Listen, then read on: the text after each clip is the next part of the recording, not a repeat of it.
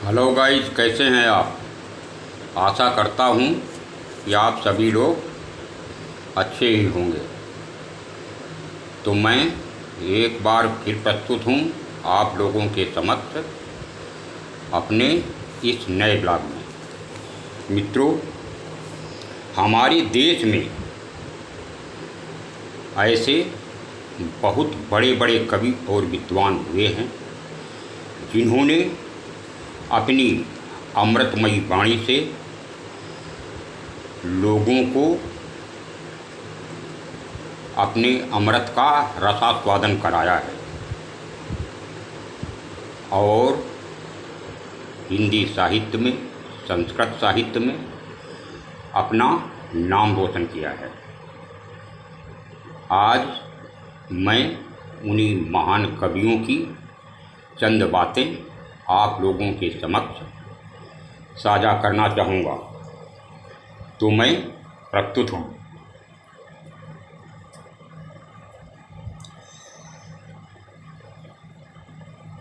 पैदा किए हुए धन का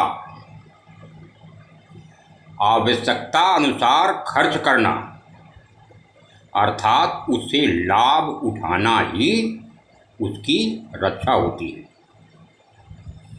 जिस प्रकार तालाब में भरे हुए जल को निकालते रहने से ही तालाब का पानी शुद्ध और पवित्र रहता है। जो व्यक्ति धन धान्य के लेन देन में, विद्या अथवा हुनर के सीखने में, भोजन के समय अथवा व्यवहार में लज्जाहीन होता है, वही सुखी रहता है। संस्कृत में भी कहा गया है, धन धान्य प्रयोगेषु विद्या संग्रहणेषु च आहारे व्यवहारे च त्यक्त लज्जा सुखी भवेत्। उसी प्रकार से आगे भी एक बात कही गई है कि अधमा धनम मिच्छन्ति धनम मान च मध्यमा उत्तमा मान मिच्छन्ति मानो ही मैताम धनम। अधम यानी नीच, अधमा धनम मिच्छन्ति, नीच पुरुष को केवल धन की आवश्यकता होती है। धनम मान च मध्यमा, लेकिन जो मध्यम श्रेणी के व्यक्ति होते हैं उन्हें धन और मान दोनों की चिंता होती है और इसकी आवश्यकता भी पड़ती है। लेकिन उत्तमा मान मिच्छन्ति, जो उत्तम श्रेणी के व्यक्ति होते हैं, मानो ही मैताम धनम, उनके लिए सम्मान ही उनका धन होता है। वो लोग सम्मान के लिए ही जीते हैं और सम्मान के लिए ही मरते हैं। फिर आगे कहा है, दीपो भक्षते ध्वांतम कज्जलम च प्रसूयते यदन्नम भक्षते नित्यम जायते तादृशी प्रजा। दीपो भक्षते ध्वांतम, ध्वांतम माने अंधकार। दीपक अंधकार को खाता है, कज्जलम च प्रसूयते, और काजल को उत्पन्न करता है। ठीक उसी प्रकार यदन्नम भक्षते नित्यम, मनुष्य जिस प्रकार का अन्न खाता है, जायते तादृशी प्रजा, उसी प्रकार की संतान पैदा करता है। न देवो विद्यते काष्ठे न च पाषाणे न मृण्मये भावे ही विद्यतो देवा तस्मात् भावो ही कारणम। मतलब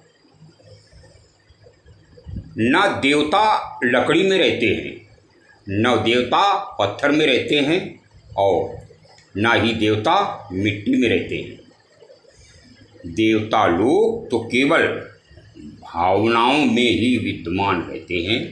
इसलिए भाव ही प्रधान कारण होता है।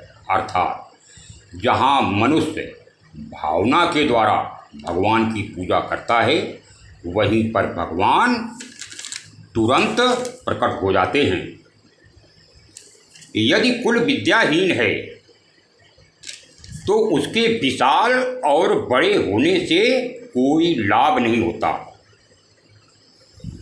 यदि बुरे कुल में उत्पन्न हुआ व्यक्ति विद्वान है तो देवता भी उसकी पूजा करते हैं।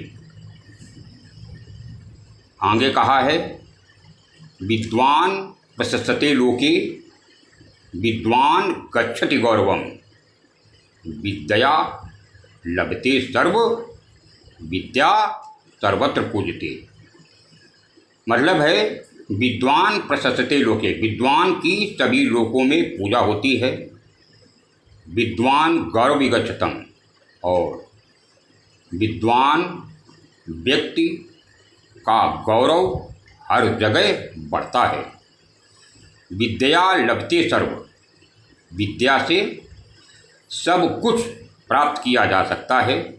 विद्या सर्वत्र पूजते, इसलिए विद्या को हर जगह पूजा जाता है। जो लोग एक दूसरे के भेदों को प्रकट करते हैं उसके लिए कठोर भाषा का प्रयोग करते हैं और सम्मानित व्यक्ति को हर समय अपमानित करने का काम करते हैं, वे लोग ठीक उसी प्रकार से नष्ट हो जाते हैं जिस प्रकार बांबी में फंस करके सांप नष्ट हो जाता है। आगे कहा गया है, औषधियों में, सभी प्रकार की औषधियों में अमृत सबसे प्रमुख औषधि के रूप में माना जाता है। सुख देने वाले साधनों में भोजन को ही सर्वश्रेष्ठ माना जाता है और मनुष्य की सभी इंद्रियों में आँखें सबसे प्रधान अंग होती हैं तथा मनुष्य के पूरे शरीर में सिर सर्वश्रेष्ठ होता है।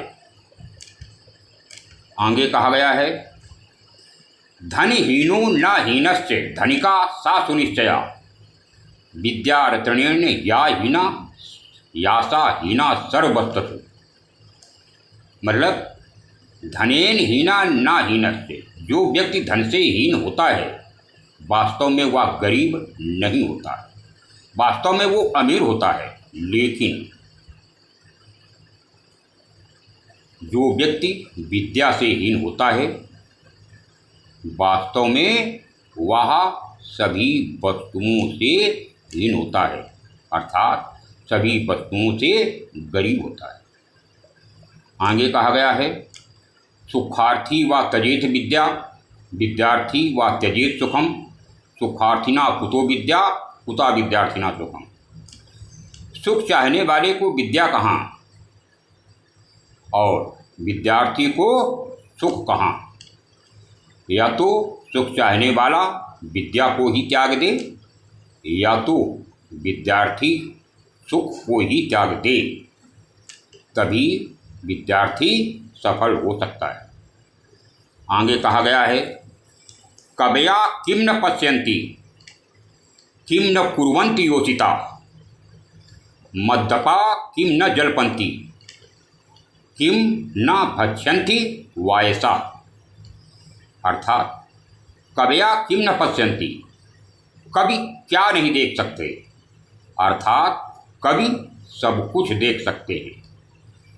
किम न कुर्वन्ति योषिता, योषिता का मतलब स्त्रियां, स्त्रियां क्या नहीं कर सकती, अर्थात स्त्रियां सब कुछ कर सकती हैं, अच्छा भी कर सकती हैं और बुरा भी कर सकती हैं।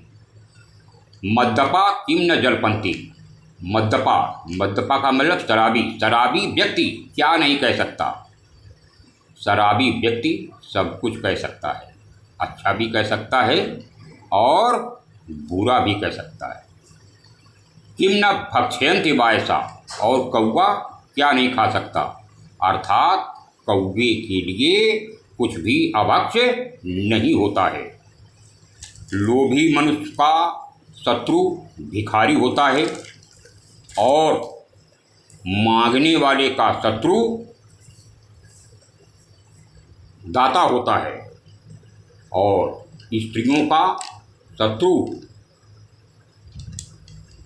यानी व्यभिचारिणी स्त्रियों का शत्रु उसका पति होता है और चोरों का शत्रु चंद्रमा होता है। आगे कहा गया है शांति तुल्यम तपो नास्ति न संतोषम तत्परम सुखम न तृष्णया परो व्याधि नाचा धर्मो दया परा। मतलब है शांति से बढ़कर के कोई दूसरी तपस्या नहीं होती, न संतोष तत्परम सुखम, संतोष से बढ़कर के कोई दूसरा सुख नहीं होता। यदि आपके पास जो साधन उपलब्ध हैं आपको उसमें ही संतोष है तो आप सबसे बड़े सुखी हैं। और आपके पास चाहे कितना अधिक धन हो, चाहे कितने सुख के साधन मौजूद हों और उपलब्ध हों, यदि आप सुखी नहीं हैं तो आपसे बढ़कर के कोई दूसरा दुखी नहीं होता। न तृष्णया परो व्याधि, तृष्णा का मतलब चाह अर्थात इच्छाओं से बढ़कर के कोई दूसरी बीमारी नहीं।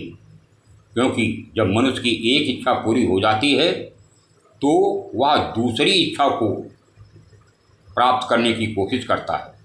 जब दूसरी पूरी हो जाती है तो तीसरी, चौथी, इस प्रकार इच्छाओं का कभी भी अंत नहीं होता है। जो व्यक्ति इच्छाओं के वशीभूत होता है वह हमेशा दुखी रहता है। और नाचा धर्मो दया परा, और दया से बढ़कर के कोई दूसरा धन नहीं होता है। गुणहीन मनुष्यों का सुंदर रूपमान होना व्यर्थ होता है। जिस व्यक्ति का आचरणशील स्वभाव से युक्त नहीं है उसके कुल की हमेशा निंदा होती रहती है। जिस व्यक्ति में किसी कार्य को सिद्ध करने की शक्ति नहीं, ऐसे बुद्धिमान व्यक्ति की विद्या व्यर्थ होती है। और जिस धन का उपभोग नहीं वह धन भी व्यर्थ होता है। मित्रों, आपको यह ब्लॉग कैसा लगा मुझे कमेंट करके अवश्य बताना। चैनल को सब्सक्राइब जरूर कर देना। अब मिलता हूँ अगले वीडियो में। तब तक के लिए राम राम, सलाम, सत श्री अकाल, जय हिंद।